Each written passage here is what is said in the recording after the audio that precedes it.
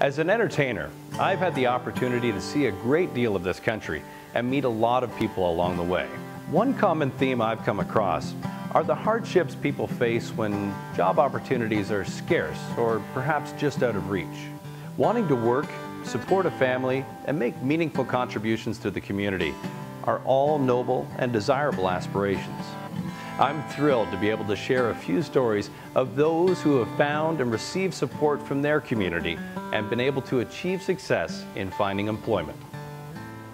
Being able to read and write is a skill that many of us take for granted. This is a story of how someone realized they lacked the literacy skills they needed to run their family business. However, with help from the community, the barriers to success were eliminated.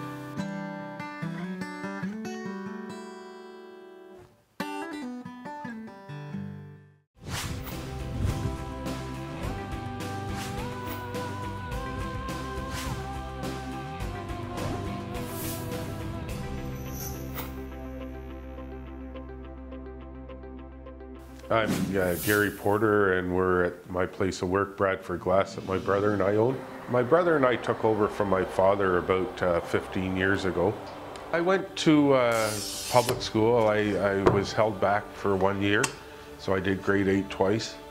And then I went to a technical school down in Richmond Hill. They teach you trades. I did a couple of years there, and then I ended up just leaving during my second year.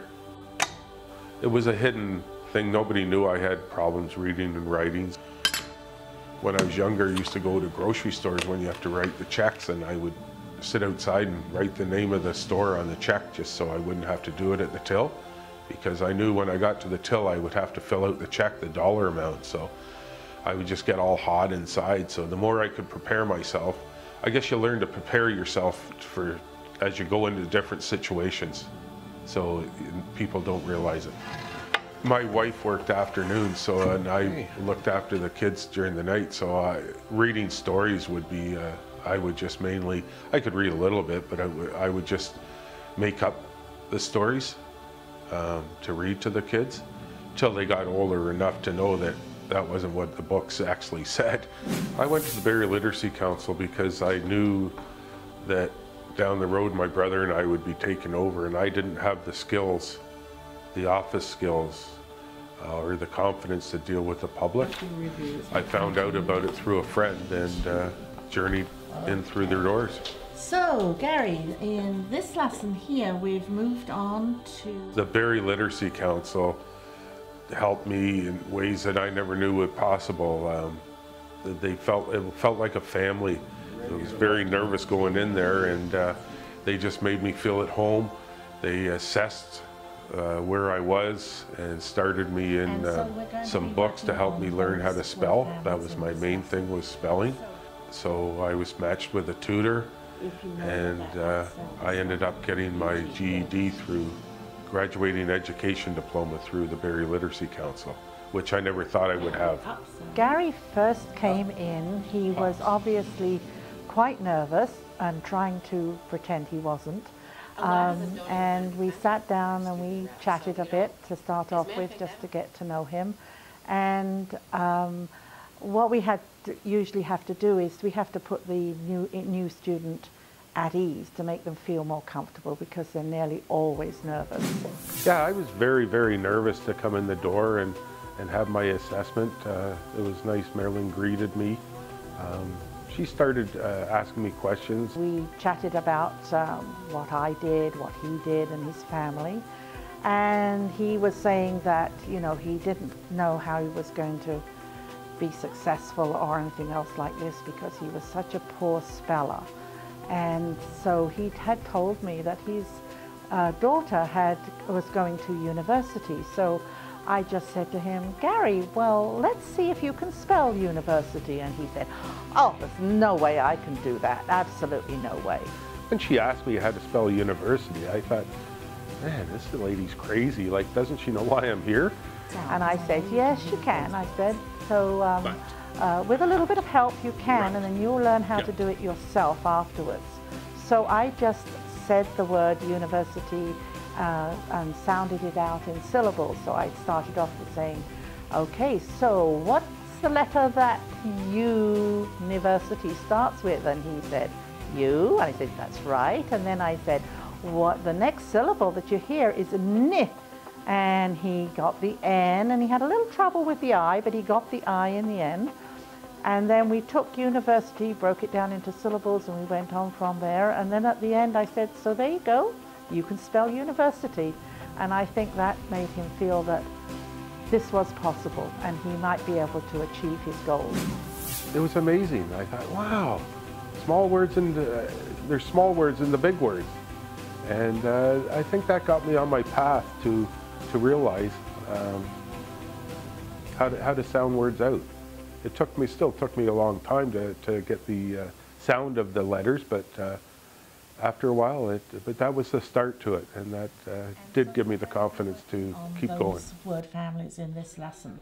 So you can hear the ut sound in these words here. I think one of the main effects of working with the literacy program is Gary's increase in self-confidence and understanding some of the areas that he does need help or he did need help with, and that it was possible for him to achieve the goals that he was looking for, that he could complete a GED.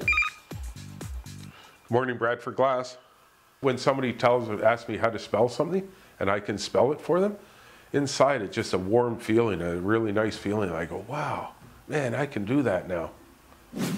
Gary has been a significant contributor to our awareness, our public awareness, because he is so comfortable being out there talking to people. He is really important to other students that we have. They listen to Gary, they hear how he got to where he is now, and he tells it in such a forthright and honest way that they also see there's possibilities for them. And many times he reminds me of a Pied Piper. So that's a good person to have in an organization like this, where so many people have struggles, and that's why they've come here.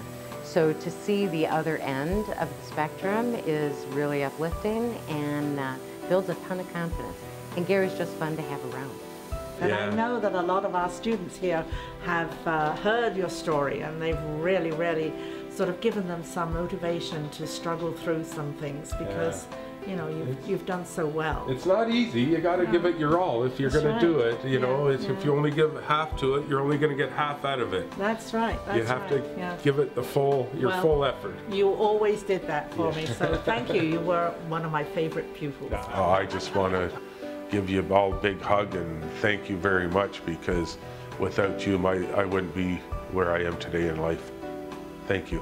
Hey, how are you? Great to see you. Yeah, I'm just more of a whole person, I guess you could say. And you know, even when I was 40 or 35, you just don't have that confidence. So you're, you know, in a group situation or it's just crazy. I can't explain how much it's really helped my life. What a truly inspiring story. And this is just one example of how your community can help job seekers get the support and resources they need to find meaningful work. If you or someone you know is seeking employment and could use a little direction, well, there are community organizations here to help you find success. Thank you for watching.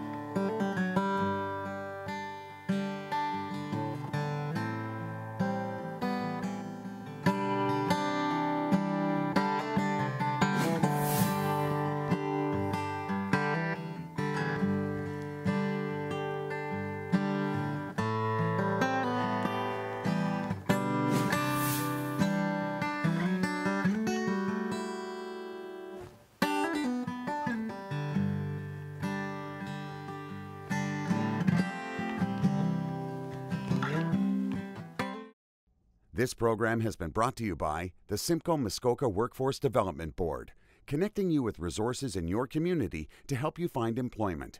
For more information on how to find assistance in your community, visit our website.